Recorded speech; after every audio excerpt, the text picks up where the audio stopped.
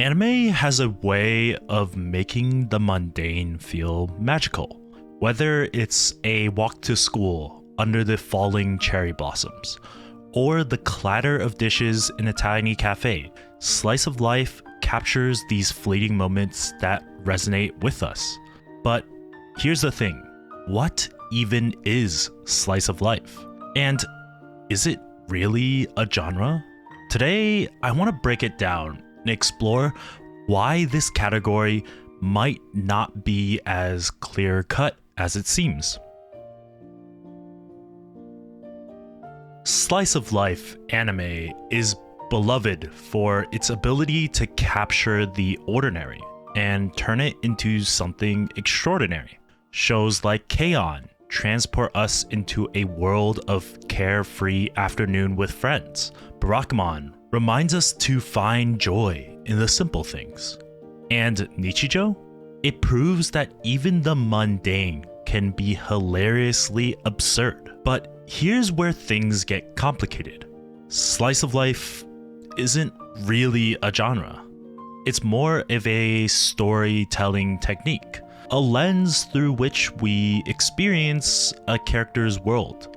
Yet, we labeled it as a full-fledged genre, with its own set of rules and tropes. And honestly, that label doesn't hold up at all. I'll show you 3 anime, and you'll tell me which one you think counts as a slice of life. 通勤ラッシュに巻き込まれ人酔い殺戮のカウントダウンはではなくて私と結婚しませんか If you're checking AniList, Skip the Loafer and Dangers in My Heart are labeled as slice of life. But 365 Days to the Wedding, a grounded story about 2 co-workers pretending to be engaged, isn't. Meanwhile, Spy X Family, a series about espionage, telepathy, and family antics, is listed as slice of life on both AniList and MAL. Confused yet? Because I am. 普段は友達のふりをしてお腹が減ったら餌 Now, let's throw Beastars into the mix. A show about murder, carnivorous romance, and societal tensions. On AniList, it's tagged as slice of life, but MAL says otherwise. So, where's the consistency? Where's the criteria? Spoiler alert, there isn't one. This isn't about deciding which anime fits the slice of life label and which doesn't. The problem is the term itself. It lacks clear definition.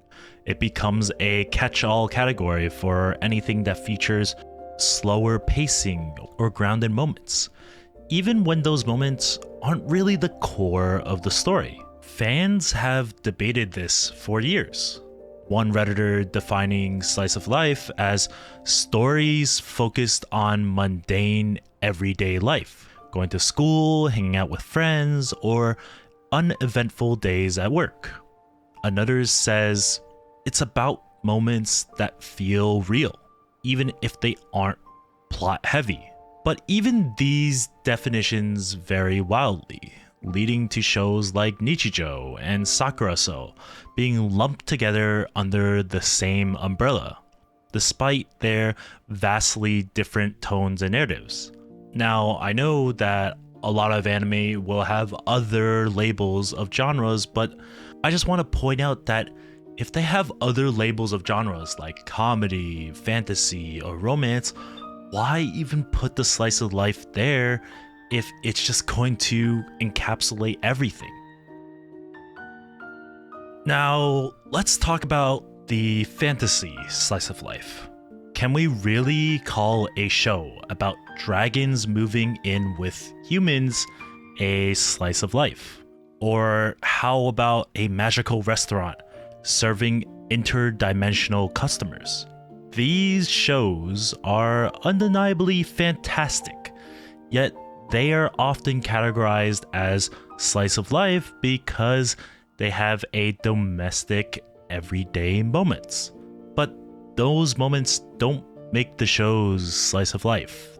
They are narrative seasonings, a small touch that adds depth and warmth to the stories that belong firmly in the fantasy genre.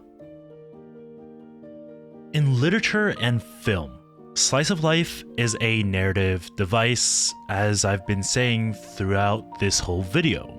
It's a way to present a snapshot of a character's world, often without a clear beginning or end. But in anime, we've elevated to a genre, and that's where the confusion begins. Take March Comes In Like a Lion. It's an introspective genre about shogi, depression, and human connection. While it has its moments of quiet reflection, those are woven into a larger narrative about growth and resilience.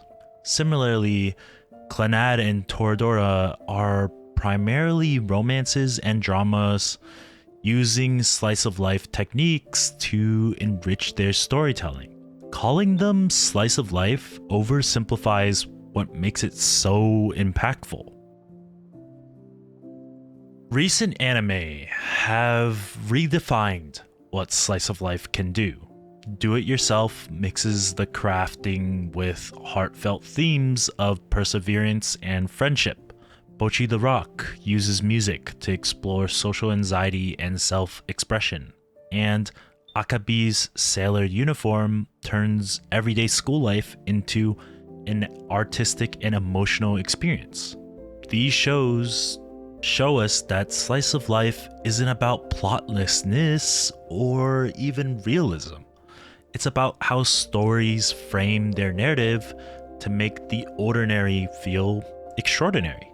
It's an approach, not a rigid genre. So where does that leave us today? Slice of life isn't a genre in the traditional sense. It's a lens, a way to add depth and relatability to all kinds of stories. By labeling it as a genre, we risk simplifying anime that are so much more than just cozy moments and daily routines. I think it's time we rethink how we use the term, and let's celebrate for what slice of life truly is: a tool that enhances storytelling across genres, and appreciate the shows that we love for being more than just a slice of life. They are windows into worlds that feel just as real and meaningful as our own. See you in the next one.